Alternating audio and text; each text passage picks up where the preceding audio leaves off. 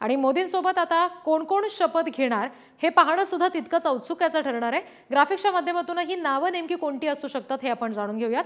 मोदींचं संभाव्य मंत्रिमंडळ आपण म्हणूया की हे मंत्रिमंडळ असू शकतं।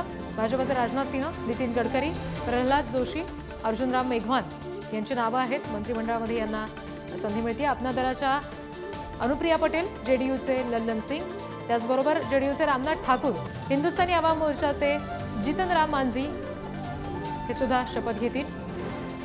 मोदींचं मंत्रिमंडळ कसं असेल हे आपण नुकताच बघितलं।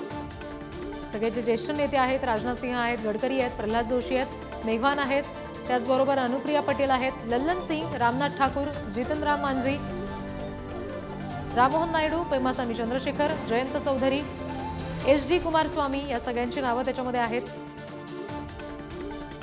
आणि हे मंत्रिमंडळ मोदींचं असणार आहे। संध्याकाळी 7:15 वाजता शपथविधी सोहळा राष्ट्रपती भवनामध्ये पार पडतोय।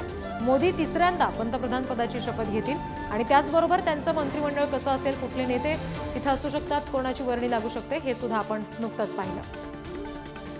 दिल्लीतून अगदी सकाळपासूनच या नेत्यांना पीएमओकडून फोन यायची सुरुवात झालेली आहे। शपथविधीसाठी त्यांना निमंत्रित केलं जात आहे। दिल्लीत सुरक्षा व्यवस्था सुद्धा तितकीच चोख ठेवली गेलेली आहे शपथविधीच्या सगळ्या पार्श्वभूमीवर। टीडीपीचे राममोहन नायडू, त्याचबरोबर पेमासानी चंद्रशेखर, राष्ट्रीय लोकदलाचे जयंत चौधरी, जेडीएसचे एच.डी. कुमारस्वामी हे सुद्धा मोदींच्या मंत्रिमंडळामध्ये असणार आहेत। आज संध्याकाळी मोदींसोबतच त्यांचा सुद्धा या सगळ्या नेत्यांचा शपथविधी पार पडणार आहे।